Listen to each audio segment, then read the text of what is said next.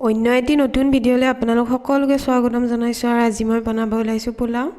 পোলাও বনাবৰ বাবে মই বাসমতি চাউলখিনি এনেদৰে আগতে ধুই লৈছোঁ আৰু তাৰ লগত মই তেজপাত, লং, ইলাচি আৰু আদা আৰু নহৰু পেষ্ট কৰি লৈছোঁ আৰু পোলাওৰ লগত খাবলৈ মই মাংস অলপ বনাইছোঁ। এতিয়া মই পোলাওখিনি ভাজিম, তাৰ বাবে মই ৰিফাইন অলপ বেছিকৈ দি দিছোঁ। এতিয়া মই তাত তেজপাত দি দিছোঁ আৰু লং, ইলাচি এইখিনি তেলতে দি ল'ব লাগিব। আৰু মই প্ৰথমে অলপ চেনিও দি দিছোঁ যাতে পোলাওখিনিৰ ৰংটো ভাল হয় সেইভাবে।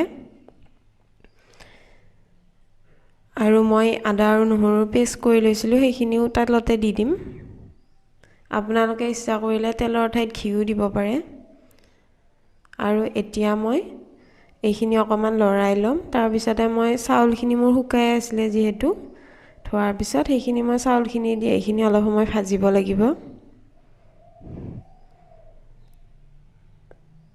চাউলখিনি এনেদৰে হাই ফ্লেম আৰু মিডিয়াম ফ্লেমত ভাজি থাকিব লাগিব কিছু সময়। আৰু অলপ সময় এনেদৰে 10-15 মিনিট ভাজি থাকিলে এটা ৰং আহিব। ৰংটো অহাৰ পিছত আপোনালোকে জোখমতে নিমখ দি দিব। আপোনালোকে পোলাও কেনেদৰে খাই কমেণ্টত জনাব আৰু এনেদৰে খাই চাবচোন কেনেকুৱা লাগিলে কমেণ্টতেই ক'ব। আৰু এতিয়া মই তাত আকৌ চেনি এচামুচ দি দিছোঁ। এনেদৰে অলপ সময় ভাজি থাকিলে এটা বাদামীৰ দৰে ৰং হ'ব। আৰু পোলাওত দিবৰ বাবে মই কাজু আৰু খিচমিচখিনিও ৰেডি কৰি লৈছোঁ। এয়া ভজা হৈয়ে গৈছে। আৰু আপোনালোকে আগলৈ মোৰ এনেধৰণৰ ভিডিঅ' চাই থাকিবলৈ মোৰ চেনেলটো লাইক কৰিব, লগতে ছাবস্ক্ৰাইব কৰিব। আৰু এতিয়া পোলাওখিনি ভজা হৈ যোৱাত মই এনেদৰে কুকাৰত দি দিম।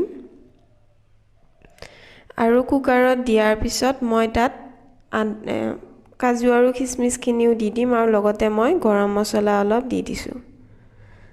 আৰু পোলাওত এটাই হুইচেল মাৰিব, বেছিকৈ মাৰিলে পোলাওটো ঢিলা হয়, খাবলৈও ভাল নালাগে সেইবাবে।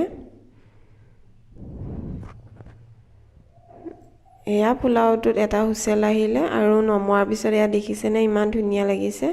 ভিডিঅ'টো চোৱাৰ বাবে ধন্যবাদ।